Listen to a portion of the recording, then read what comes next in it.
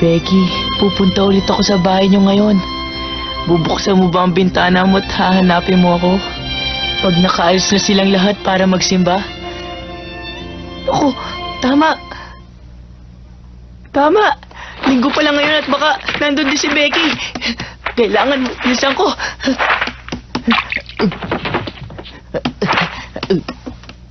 Mary! Mary! Mary! Nagsimba na kaya sila? Tia Polly? Sid?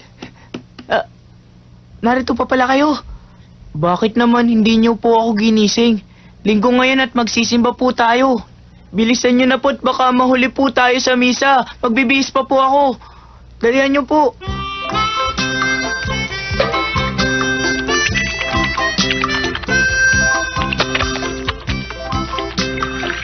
Aba, anong nangyayari sa batang yon?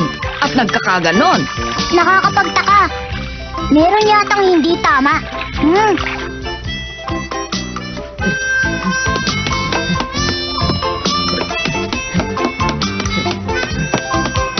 Mary, pakiayos naman ang kurbata ko. Tom, kumakain pa si Mary. Hindi po, inay. Tapos na po ako.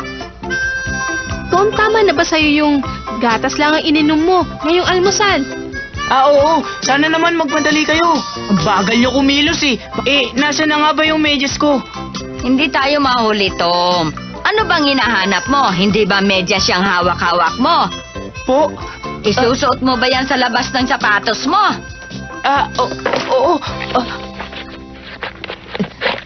Istorbo naman to, oo. Ba't kasi kailangan pa magmedyas pa tayo eh? Dapat kasi araw-araw kang nagsasapatos para nakakasanayan.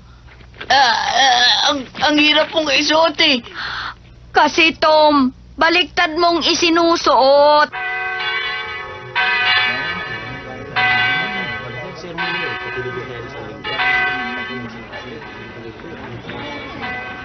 Gandang umaga po, Padre.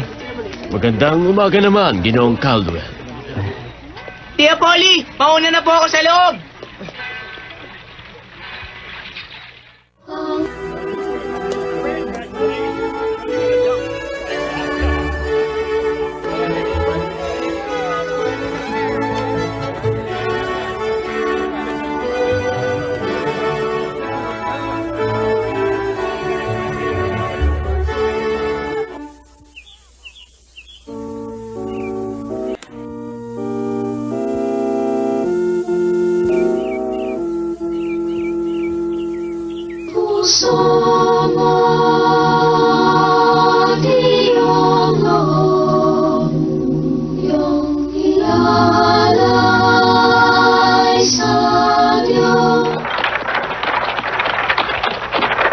Bilisan mo, mahal. Ngayon pa lamang tayo magsisimba dito eh. Nakakaya kung mahuhuli tayo. Hindi may iwasan eh. Naging abala tayo dahil sa paglilipat sa bagong bahay natin. Huwag kayong mag-alala, makakaabot pa rin tayo. Madali lang naman eh. Becky, anak, ayusin mo ang pagkilos mo, ha? Ngayon ka pa lang nila makikita. Alam ko po yun, inay. Huwag po kayong mag-alala.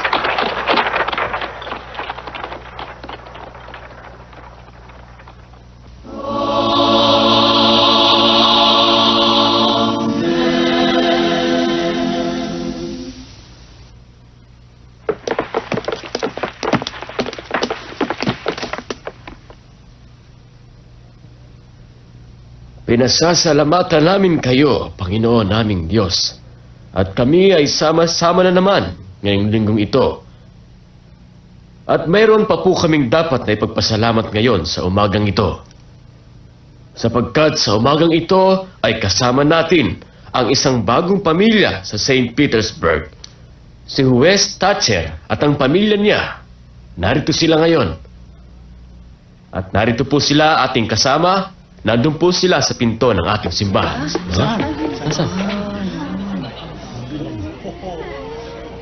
Ako po si Edward Thatcher at nagagalak po kami ng aking pamilya na makasama kayo sa misang ito.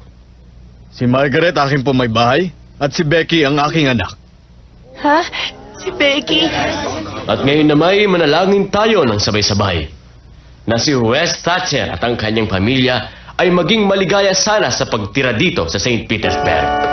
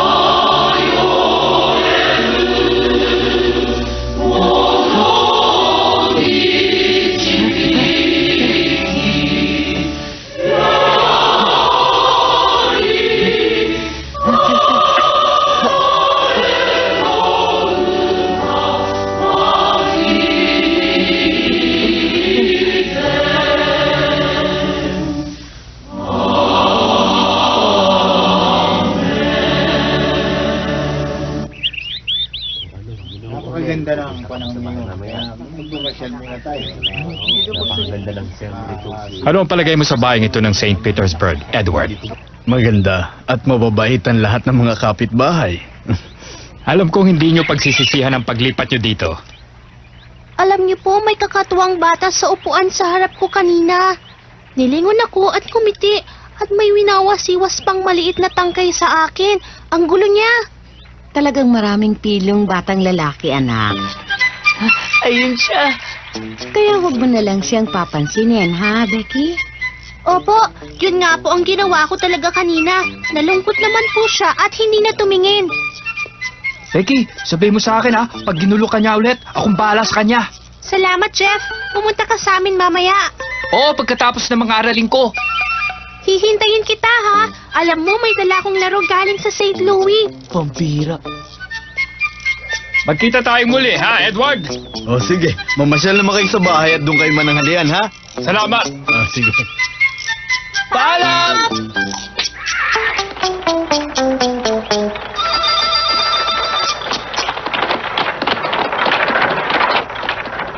Becky! Ako to! Hoy, bata! Tumabi ka dyan! Becky!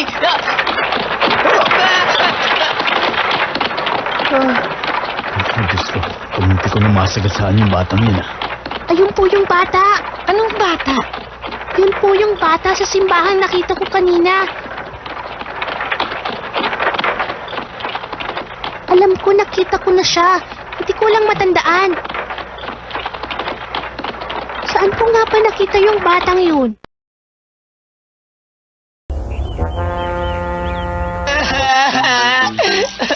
Sana nyo, hindi nyo ako pinapansin. Sana nyo.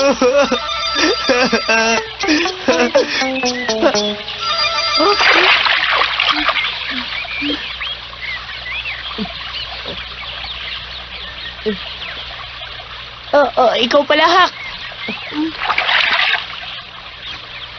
Bakit ano, Tom? Nakabihis ka yata. Nagsimba ka ba kanina? Oo. Kaagising ko lang eh. Halika. Sumama ka sa lugar ko. Maraming makakain doon.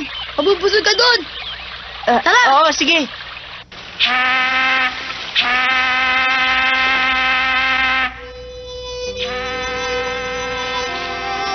Tom, may dumarating na vapor. Tingnan mo. Oo nga. Sigurado maraming tao ngayon doon. Linggo eh. Halika, tingnan natin. Dito na lang ako.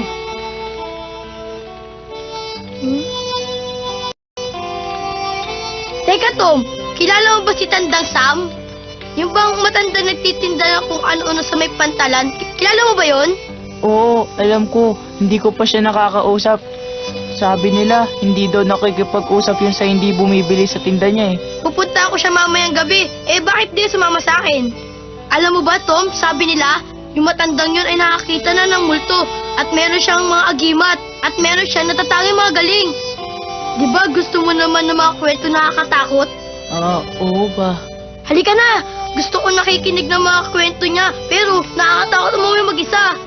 Hindi ako natatakot pag kasama kita umuwi, kaya halika na! Oo, sige. Huwag ka na malungkot. Magkita tayo ng alas 10 mamayang gabi. Sige na! Sigurado kong nakita ko ni Hak na umiiyak. Pero hindi niya to binangkit sa akin. Ayaw niya kasi kong mapahiya. Alam ko, ang bait niya talaga. Pag yumaman ako, magpapagawa ako ng malaking bahay. At doon kami titira ni Hak. Palagay ko, magugustuhan niya yun.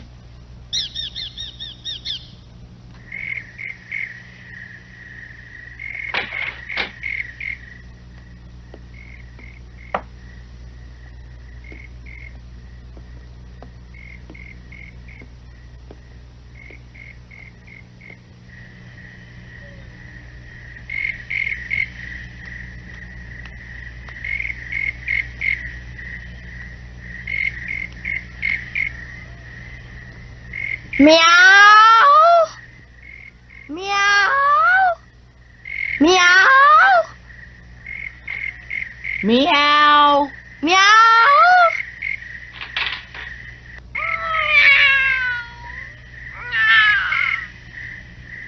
Bakit ikaw ang lumabas? Di naman kita tinatawag ah.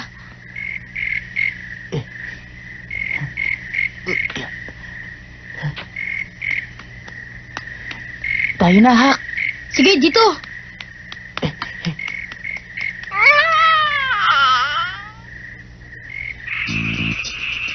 Hindi ba mas madali kung dadaan tayo sa tabing ilog? Hindi, dito ang malapit na daan.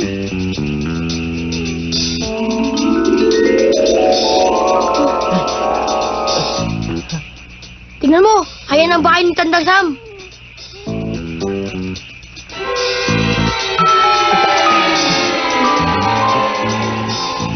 Ang mga kwento ni Tandang Sam ay talagang nakakatakot. Tinakpan ko ng kamay ko ang bibig ko dahil sa lakas ng tibok ng puso ko. Baka lumuksong palabas. Yun lang ang multong nakita ko noong 15 taon pa lamang ako. Tapos noon, di na ako nakakita. Ngunit hindi ko yun malilimutan.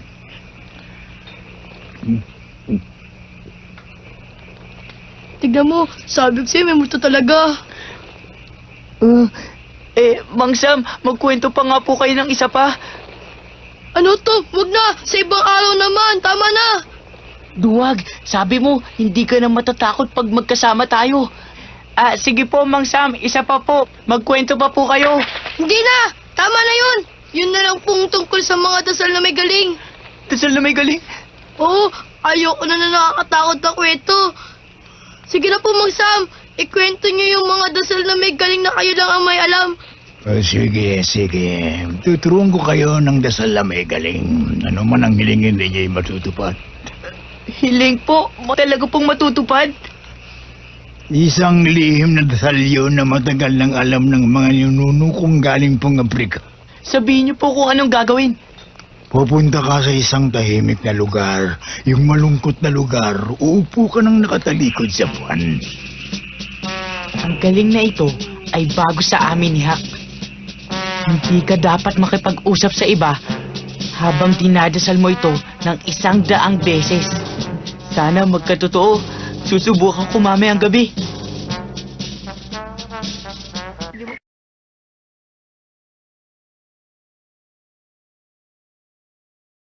Paging kaibigan ko si Becky, 61.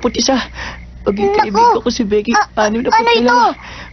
Sabi ko na nga ba may mali sa kanya noong magsimba siyang bigla. Paging kaibigan.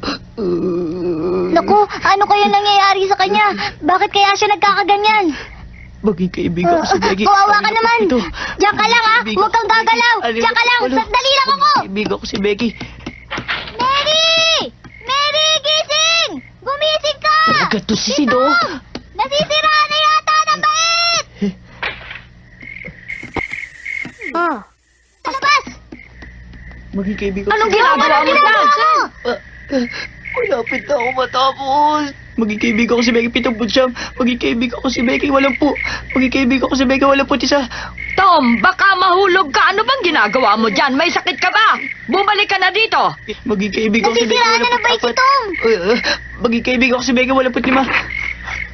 Bakit po, Ginang Polly? Ano po nangyayari dito? Si Becky 80. Oh, Jim, may nangyayari kay Tom na hindi ko gusto. Talagang ibang-iba ito. Ano kaya to? Becky 75. Maging kaibigan ko si...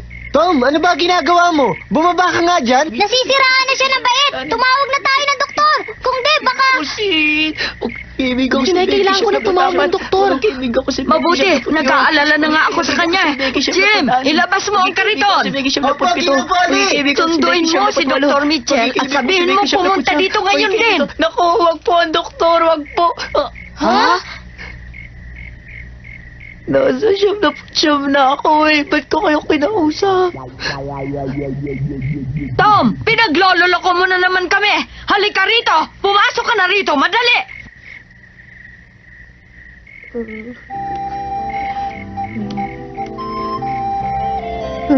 Ano na naman ba itong palabas mo? Wala po. Ginagawa mo ba ito para inisin kami? Ano na naman ang dahilan nito? Hindi ka makababalik sa iyong higaan hanggat hindi ka nakapagbibigay ng magandang dahilan sa mga ginagawa mong ito. Napakasalbay mong bata ka. Hindi mo kami tantanan. Ang mga nangyari tapos noon ay kinalimutan ko na. Malapit ko na sanang matapos ang bilang ng dasal. Natigil pa.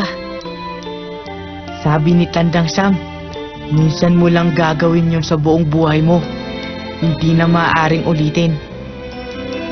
Sayang,